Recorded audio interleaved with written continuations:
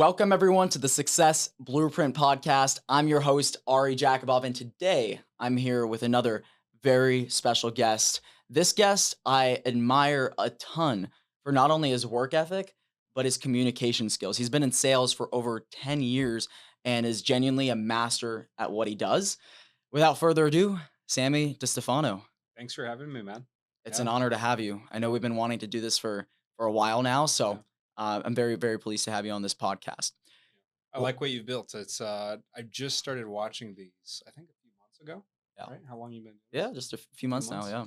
And it's cool to see it all come to life. Thank you, man. I Yeah. appreciate it. Lots of behind the scenes work that goes Yeah. into these, but, it makes it all worth it when I have, people like yourself that are valuable and just have a lot to provide, so Cool. Appreciate appreciate you. that. Yeah. One thing I really, really admire about you is your ability to communicate and get your message across effectively, Mm. and in my opinion, I truthfully believe that communication is the number one skill that anyone can have. Doesn't matter what industry you're in, communication trumps everything.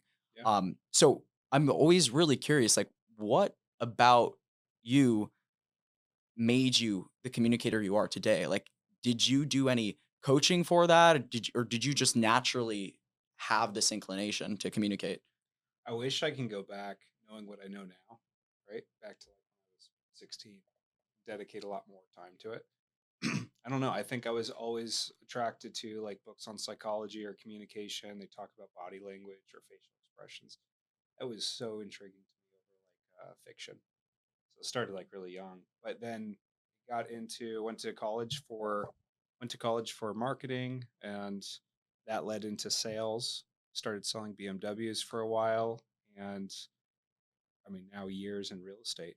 And it's all seems like everything's come together. Like all of those skills kind of are in the same industry in sales. So Interesting. yeah, I'm Interesting. liking it.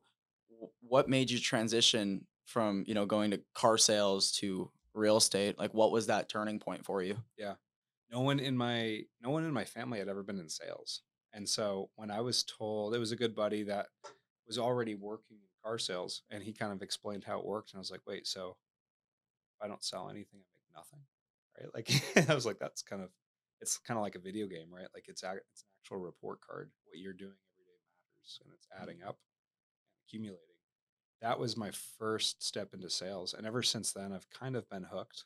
Like I don't like working in jobs where you have to work throughout the day and you know that the end is already predetermined. You're going to get a paycheck, even if you're really shitty at the job. And so I've stuck with sales. I was in sales with BMW until it wasn't fun. That was like, that was pre COVID. And then I got into real estate, and you never have to stop. You never stop learning in real estate. Mm. Like it's part of the blessing and the curse. But at the end of the day, it feels like you got nothing done, even if you've built all of these things. So I can it attest to that. keeps me interested. Yeah. Yeah, for sure. So would you say that going back to my original question that a lot of your communication skills stem from just getting into sales early on Yeah. and going through, car sales and building that muscle, or was there something specific you did? Was it a natural gift? Like where did this come from? Because I think there's a lot of people on this podcast listening to it right now that are probably wanting to grow their communication skills. I mean, really, who doesn't? Sure. Yeah. I don't think I realized early on how important it was.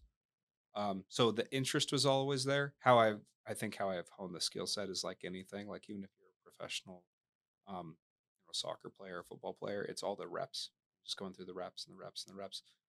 I was taught early on that there's no such thing as a script, right? Everything we say is a script. Is so one of the most important lessons I was ever taught is like when you walk into a store, someone asks you for help.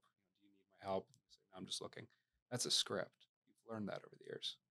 And then when I got into sales, it was funny. I've always heard people say, "Oh, I don't want to do scripts. Scripts are boring. Scripts are lame. That's old fashioned." Everything is a script. I came to find out. This so I looked up scripts for sales, and I practiced those, and you have too, and thousands of times, right? And then something happened one day is I was out of the office talking with a friend or talking with a girlfriend or something like that. And something I said was a canned response, canned, right? Canned Mm, response, and it became muscle memory. And I was like they didn't know, but that's what I said to clients all day, but it fit perfectly in the conversation. And I was like, oh, something's changing. And so I haven't looked at a script in years, but they're all ingrained and naturally come out at the right times. Um, one thing, one more thing I'll say is, you read a script when you're first beginning, first sentence, second sentence, third sentence, you sound retarded. And then you remember a script, right? You read it a bunch of times, you put it down, and okay, and you say it, and you still sound retarded, but it's a little smoother right. because you don't have a paper.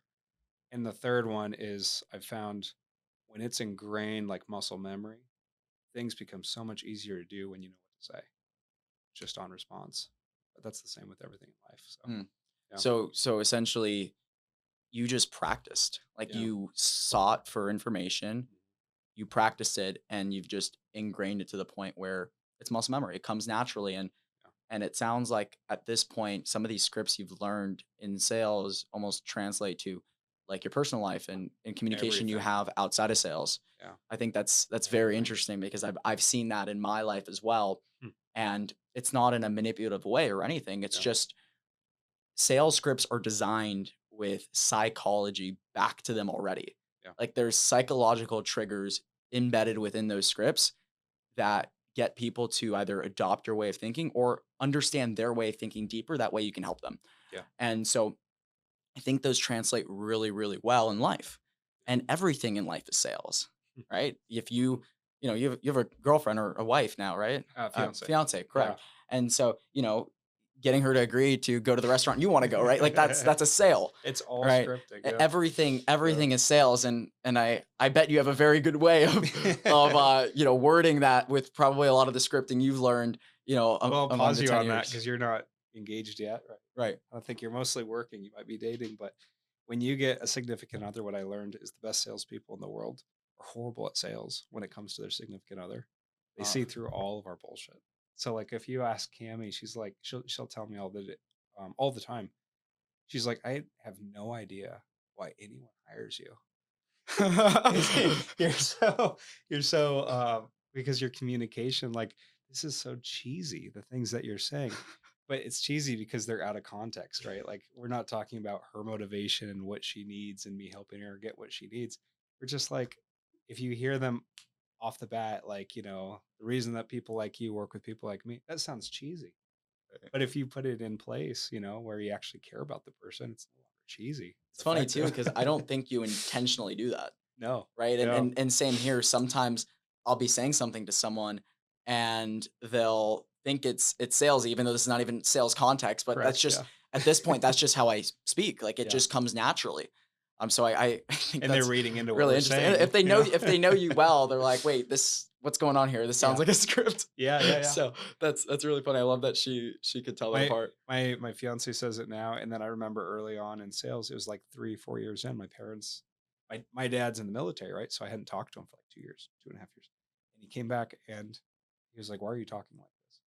You know? And I was like what? He goes, "Well, it's well spoken, but it's not you." I was like, "No, I think it is now." Right? Like, it's everything is ingrained, right? Like, once you learn how to communicate, you ask more questions. I never ask questions. No one asks questions, right? And that's how you sell. And I think that's what triggered that response from him. But yeah, it is really fun. It completely rewires your brain, rewires how you look at the world. And now I don't need to learn a script to do something.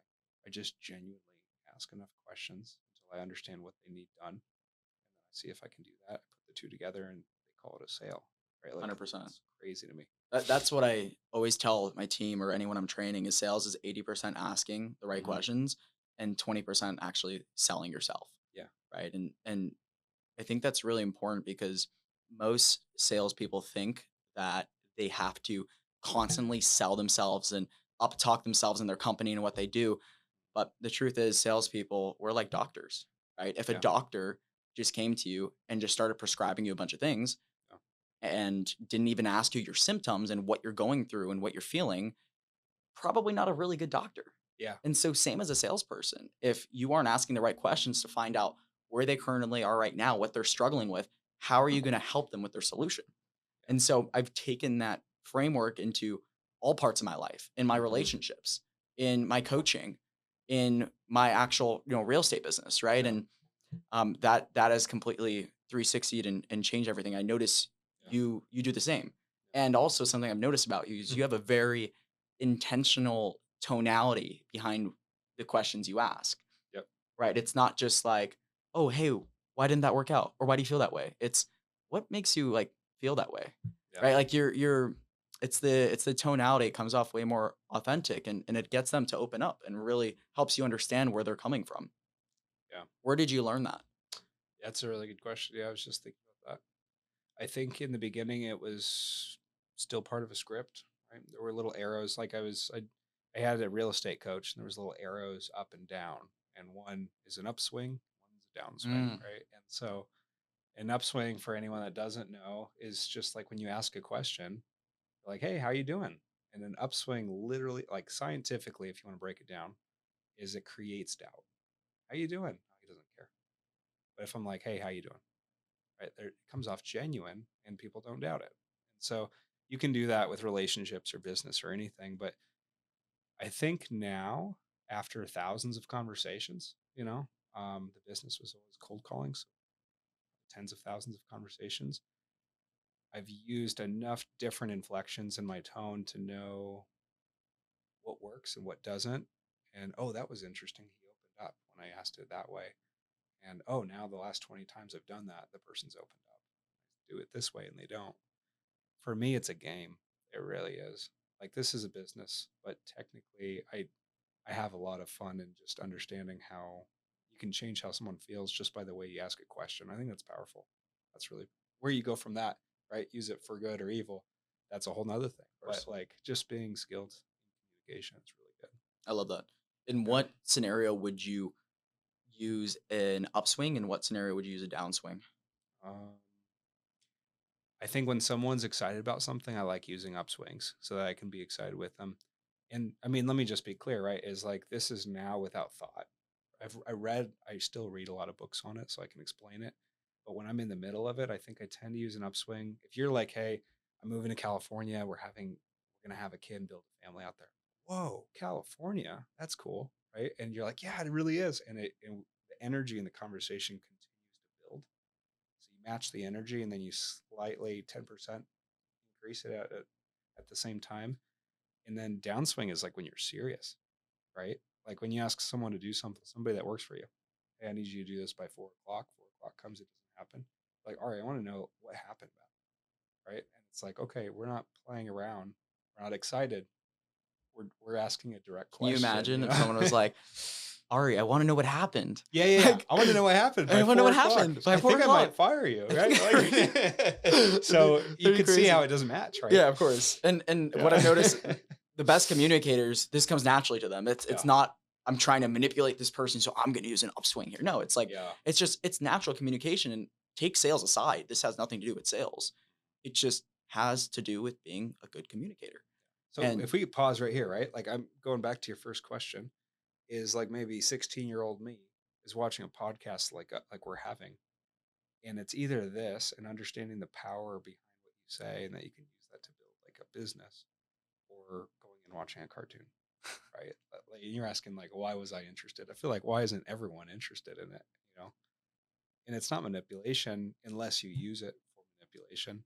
But you and I get the sense, if I had to guess, we're rewiring the way we speak. And in 20 years, you're not going to even think about the word tonality. It's just how you speak, right? And that's kind of where I'm getting in my life. So, yeah, I had to like make that observation, but it is fun. Books, podcasts, movies, everything I've ever seen about this. I think Hitch, movie with Will Smith, right? That was about communication. If you get into there were so many entertaining movies that got into like micro expression, facial expression, and how you speak. And I was like, what's going on here? Everyone else is just watching the love story.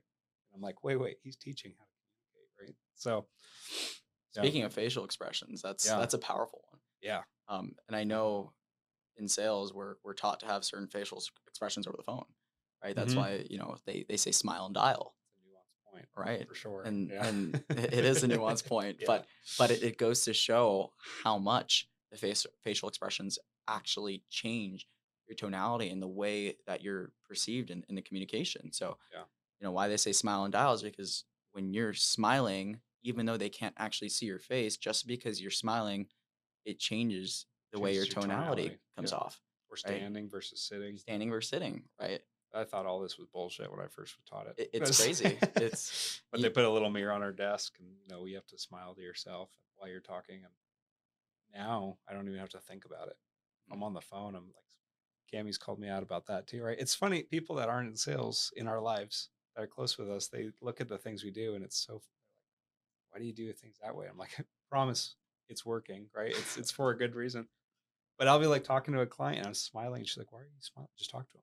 I'm like, I could explain to you later why I'm doing that, right? Like, I finish the conversation, but it's like a client just tends to love that conversation. They don't know why. right, It's because you're uplifting their whole mood.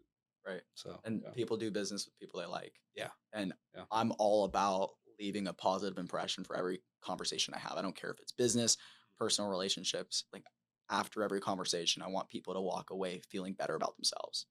Right. And part of doing that is setting the tone in the conversation. And that's going to come from the energy you bring into every conversation. Right. So Yeah, smiling is automatically just going to increase the frequency and the energy of that conversation. So why not do it? yeah. Right. It's a manipulation tactic to make the conversation better. Mm. It's a positive way. Like, why would you not want to make every conversation you have better? Let's Right. talk about manipulation, right? This is the big taboo thing. Yeah. So many people in my life, they're like, well, sales is just manipulation. It is, right? But like, why is manipulation negative? Right? If I can share, this is a good example. I was in an appointment, I think end of last year.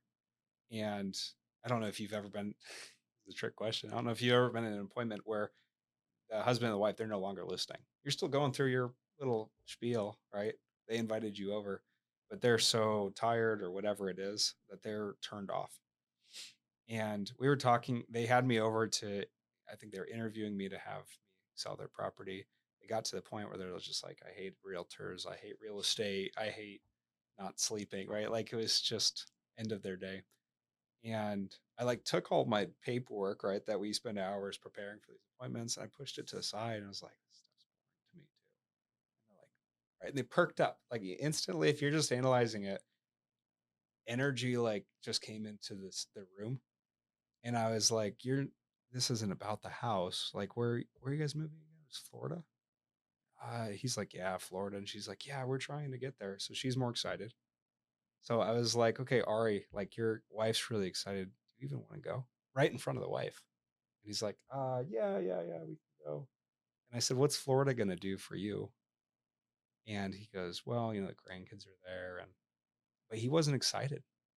And I said, just look at her for a second, your wife. And he's like, okay. And I said, can I ask, just let's pause real estate. I hate real estate. I'm good at it, but I don't enjoy it. Tell me, like, how long have you guys been married? Oh, 40 years. Do you remember when you met her? Well, yeah. And he like sits up. Yeah, of course. I was like, tell me the story. And he was like, she jumps right in. Oh, we were 20, 21, and he was in the Navy, and they gave me the whole story. By the end of the story, she was perked up. She's right. She's beaming. She's pink, and she has all this energy now. She was asleep before. And I said, when you first met her, do you remember like what you thought? Your first impression of her? He's like, oh yeah, she was hot. And she's blushing. And I said, when you first met Ari, like, what were you thinking? Oh, he was so like, I was nervous to talk to him. And I said, wow, you did that to her? And I just got them back and forth. Now they're beaming, they're full of energy because they're talking about each other. And I said, so why do you want to go to Florida again? And they're like, well, the grandchildren. I said, how long has it been since he's, oh, 3 years? Wow. I was like, I think I would probably sell a property to be closer to family too. That makes sense.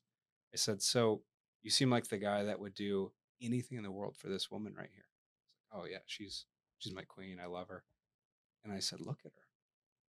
Is she lying? Does she want to go to Florida? She wants to go. I said, so what are we going to do? He goes, I guess we're going to Florida. And I said, time for the boring stuff. And I pulled it back in. I said, let's get you to Florida. All we have to do now is simply sign the agreement so I can help you get to Florida. And they picked up the pen and signed it. And we didn't even talk about the price. we did before we left because you have to determine the price, right? But I was like, whoa. And I learned that from a coach. It wasn't mine, right? Full credit. But I was like, wow, that's the power of manipulation. You manipulated the entire environment. It was negative, it was dead. You brought life into it. You took it off of the point, the real estate, I'm there for business. And then you bring it back after you gave him more energy. Now he has the energy to sign. And I was like, this is cool. And I went back to the office, started prospecting again. And it was easy because then I was excited, right? I got the energy too. Well, But moral from just the this, story, this little things. manipulate more. No, I'm Manipulate kidding. more, yeah. Manipulate in a good way, right? That's But powerful, though. it's so That is powerful, man. powerful. I was like, I had chills and I was like, oh, this is why I like the business. Yeah. So, Yeah. I mean, you just changed their life.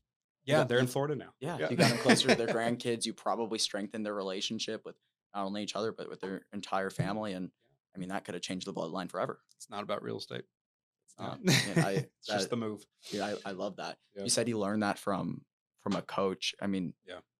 how do you even go about learning that? Like, was there like a broken down framework for that, or Yeah. what do you do to create that? It was a story that I heard him say about one of his appointments. He's not even in Arizona. And, coaching, I decided early on that I'm going to pay a lot of money so that I'm uncomfortable and I bought in to someone that has more experience than me that's getting the results I want. So, I mean, I've been coaching for 5 years, um, thousands of dollars per month, right? But it does pencil.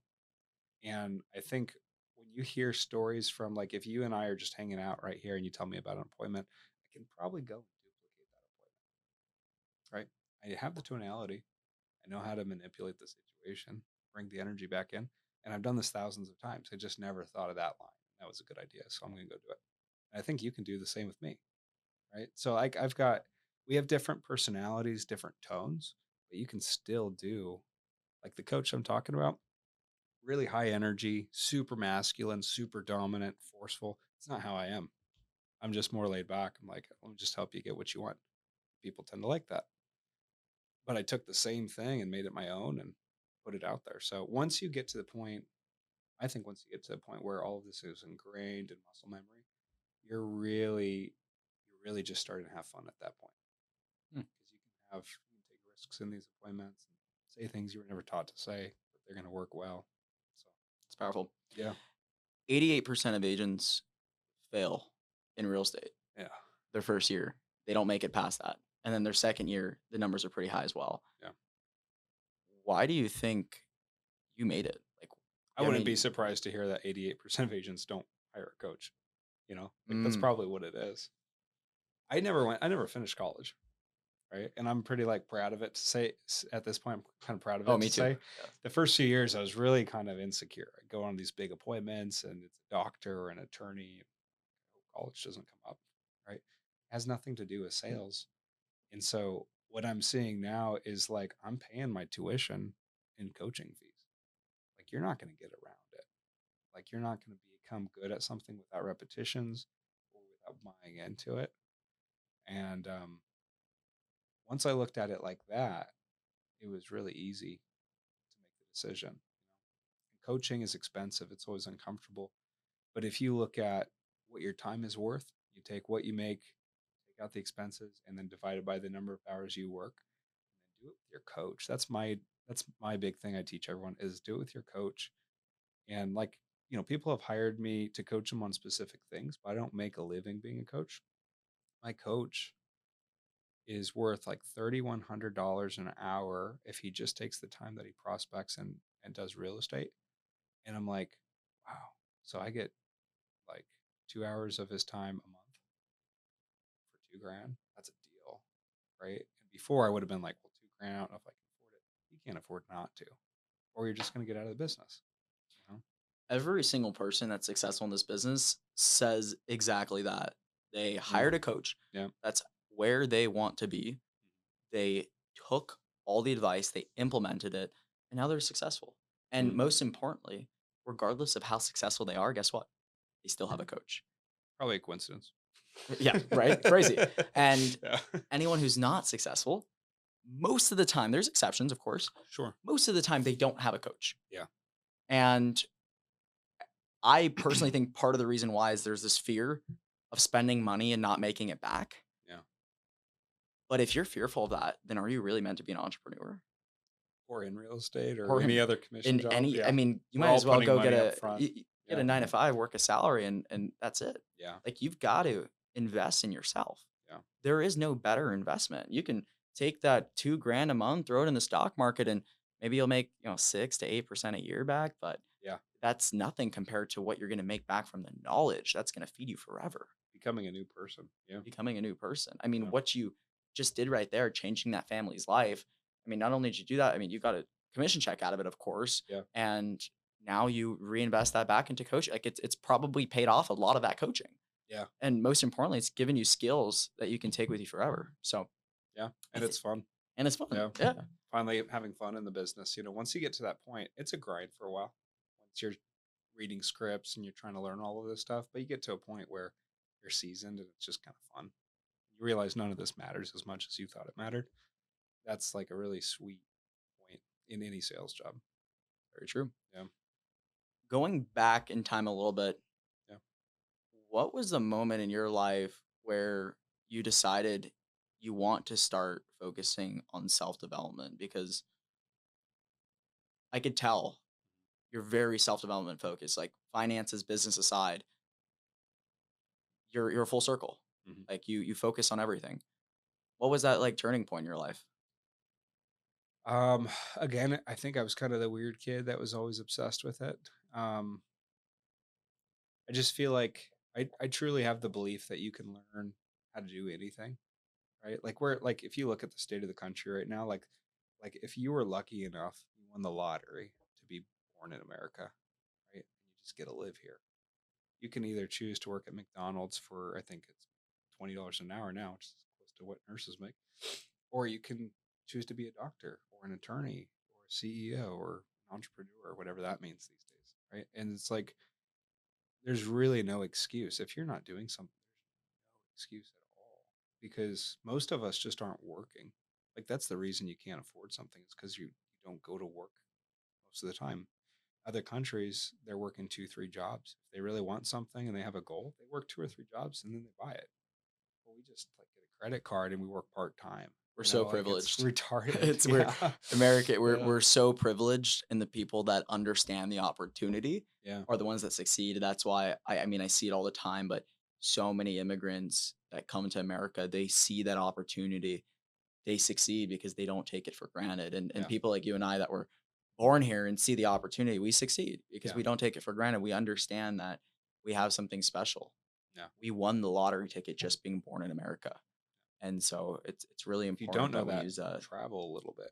Yeah, Spend some of right? these commissions traveling, Dude, I right? was Like just it's in Israel 2 amazing. or 3 weeks ago. I had rockets flying over my head every single day. Yeah, that's Did I expect wild, that to bro. happen? No, but I loved every moment of it because Yeah. I knew what it was like to be Opens in your in eyes. in a country where you have that. I mean, I felt like an Israeli, Yeah. and it made me so grateful for what I have. Yeah. I come back home, I have no fears of rockets over my head. I don't have to wake up at 3 a.m. to run to bomb shelters with sirens blaring Yeah. every single night, sometimes twice a night. You're sitting in an air conditioned house Yeah. talking to people on the phone for your job, And right? people You're take it like, for granted, and then they waste their precious life watching Netflix for half their day yeah, and doing some stupid shit. yeah. Like, stop doing stupid shit. Stop wasting your time. God put us here for a reason. The one thing That's I've been asked that before, and I've actually, just to be vulnerable, I've fallen into it, of right? course. It's like we I've been fall there into too. habits, of Of course. course. You're like, I just don't want to go to work. It's not fun. And then Netflix feels too good and sleeping feels too good and eating bad stuff feels too. I think the thing, David Goggins talks about it, Tony Robbins talks about it, but there's a spot in your brain that actually strengthens every time you do something difficult, right? And we don't ever do anything difficult in this country. You get filthy rich if you make a product that gives more convenience to people, like an Amazon delivery or something like that, or Netflix, right? We used to have to wait for our DVDs a few days. So when you do things that are intentionally difficult, I think you cold plunge, right? Yep. There's one. I'm at the gym and at 5:30 a.m. in the morning, right? And it's really fun to me now. It's therapy, but it started out as something really hard. And all of these things will build up the ability to do hard things. And then on top of that, travel, right? Like get out of your freaking bubble.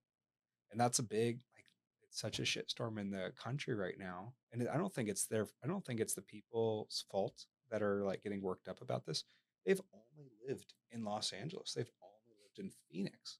And so everything sounds really bad. Sounds like our country's not that great. And then you go to Israel and there's rockets flying over your head. You're like, oh shit. Well, where's their protest? They don't have one, right? Like, so I I don't know. I'm kind of worldly. Like I've traveled, but not I'm not setting a record with how many countries I've been to. But I try to read, I try to watch documentaries, and I try to like stay outside of the convenience bubble. And then it makes me excited to keep pushing, keep becoming a better version of myself, keep growing, and then travel more. Like I want to travel more because every time you come back, it's so much easier to work hard. So, I couldn't agree more, yeah, and I know you mentioned earlier that you got stuck in that rut at some point in your life, like obviously watching Netflix and doing all yeah, these things that don't progress you in life. And I've been there too, man. I yeah. mean, I've been deep into it, overweight, smoking weed all day, Hmm. watching the Netflix, being up late, not going to the gym. Like I've been there, and I think that's why I have so much appreciation for where I'm at right now, and I have almost a little bit of almost not, I don't want to say anger, but when Yeah, I see someone wasting their potential, yeah. there is a little bit of anger because I try to see the best in everyone, You understand where right? they're at. I Yeah. understand, and I know doesn't matter where you're at in life. Hmm. You can be the lowest of the low point in your entire life, but there's always a way up. And I think the lower you are, the higher your potential is. I like that. But they're both such rabbit holes too, right? Like you were there. I forgot about that. So you were there, right? And the more you do that, the more weed you smoke, the bad, more junk food you do, the more you lay around and all that stuff, video games and all of it, it pulls you in. It makes it so much easier as well. It's easier to keep going. And then when you're where we're at, and you're building something, and you're going to the gym every morning, and you're like building beautiful relationships in your life, that becomes easier. And then you're not even attracted to weed. You're not even attracted to bad things for you. You know, we're both drinking like cold brew coffee and green Some tea. This healthy used to stuff. be like a bang energy drink, right? Yep. 300 milligrams of caffeine. How much can I get? You know, but it's just like at the end of the day, you start realizing, or I've started realizing, like your body's um, will help you work harder, or it'll hold you back. You know, Agree. you get sluggish, you can't go all day, and Comfort that's is a about drug, it. man. Comfort's a drug. It Yeah. 100% is. And what I've learned, the fastest way to succeed or get to a destination and a goal you really desire is your environment. Just set up an environment where it's impossible to fail. And so I'll give you a few examples. But today I went to the gym at 5:30 a.m. Even though I went to bed late, I really didn't want to go. But the only reason I showed up is because a friend of mine was supposed to meet me there at 5:30. If it weren't for that Supposed to. friend, he did. Yeah.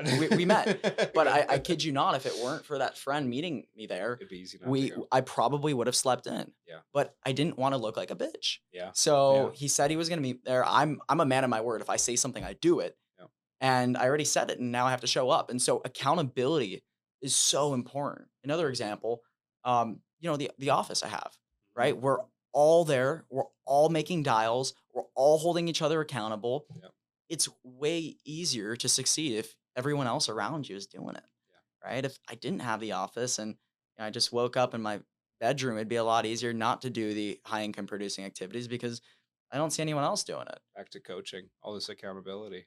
It You know? it's everything. Yeah. When And someone knows you're not doing something, we tend to do it. and the truth is the reason why is most people would rather not disappoint someone else than to Hmm. disappoint themselves. Sure. And that's the truth. And True. that's why accountability and having a coach and someone that you report back to is so, so important Yeah. because we don't want to disappoint other people. That's how humans are wired. Yeah. And that's why it's so important to have that to continue excelling. Yeah. And I mean that's True with me. yeah, Yeah. 100%. If I didn't have that, I'd probably fall into a rut again. Yeah. So It's fun. it's really important. And I know earlier another thing was we were talking about appreciation, right? And Yeah. so to continue excelling, you have to be appreciative of what you currently have. Right. And you mentioned you're reading the Bible every morning. Yeah. I want to hear a little bit about that. What I prompted you to do that? the anxiety, you know. So like it when you there's so many things that you can go too far in. So I'm really competitive. when I get into real estate coaching or around people like you, right? And it's like it's so motivating, so inspiring, but I have like this underlying um desire to like beat the other person, right? That's why I like the gym, right? Is because it's against myself. Push harder, lift more. So we're supposed to compete with ourselves, but it's too easy to compare against everyone else because we're in this country, right? And you have Instagram and Facebook and everything is right there. And so when I get too in the echo chamber of like I need to do better, I'm not doing enough, I think we get sucked into that as well. And that for me, that sucks all my contentment out of everything. So my coach pulled me aside and he's like, you have to like pull back and realize you may not know who the people are right now, but you know this is true. Is that there's people out there right now in Arizona that would like cut their arm off to beat you. The things you have in life, right? They're envious of it and they're comparing on Instagram just the same as you are, just the same as the next person, right? Our biggest clients are thinking that their 8,000 square foot house is kind of small because my friend has a 15,000 in Florida, and it's we're always doing it. Doesn't matter how much money or how much you've achieved. So he was like, pull back. He's like, you're about to get married this October. He's like, you're the happiest I've ever seen you. He's like, you're getting healthy mentally and physically. The business, he goes, you're making money. You've got tons of listings, right? It's just a bad market. You got a new bulldog puppy, right? Like he was like, there's all these things in your life that are amazing and people would kill to be you, and you don't realize that. You need to pull back and get content. So for me, putting my eyes on God makes me realize, oh, I want more sales. I want to compete with all of these people, but they're not even my sales. They're not even my money. It's not even my money. It's my job to steward and like manage everything that God's given me. Right. So like God's given me Cami, my fiance, amazing woman. He's given me three. I'm about to close on my third property in the last 7 or 8 months I've picked up. I'm just trying to buy a lot of rentals. Right. It's like he's given me all of these opportunities that I couldn't even fathom. But if I see someone on like a cool vacation, I'm like, oh, I don't have that. Like so it's because he hasn't given that to you yet. Right. Like you have to find patience. And so I'm really loving life as of like the last few weeks. And before that, I mean, I was fine. I was just overly anxious and stressed because the market slowed down. Right. Our clients want to know what's up. Why aren't homes selling in an hour? And they want to go to Florida because they have personal plans, and selling the house is just holding them back from living life. But they're needing to be patient too. They're not moving yet, right? Because the market's slower. So I think that's what I'm doing. I'm intentionally doing gym time. After the gym time, I'm intentionally reading the Bible, intentionally being around people that um, lift me up and remind me of who I am instead of like try to compete with me. I kind of like the competition, but not in this season. So yeah, I'm just. I think you probably hear it in my voice, right? I'm just happy, fine, finally at this point. But being a high producer in anything, whether it's sports or business, I really do think it's a constant balance. It's a constant roller coaster. And I have friends here and I have friends here, right? I have friends that like will compete with me and pump me up, and then other ones that bring me down and like level me out. And so I Well think said, man. having both is very important. For sure. Yeah, Everything comes from God. everything. Yeah, Yeah. Well, that's a wrap for this podcast. it's a good wrap. I Yeah. think people are gonna understand why I gave you that wonderful intro of being so well spoken, and it really shows, man. Yeah. Thank you for your time, and I look forward to the next one. Appreciate it, man.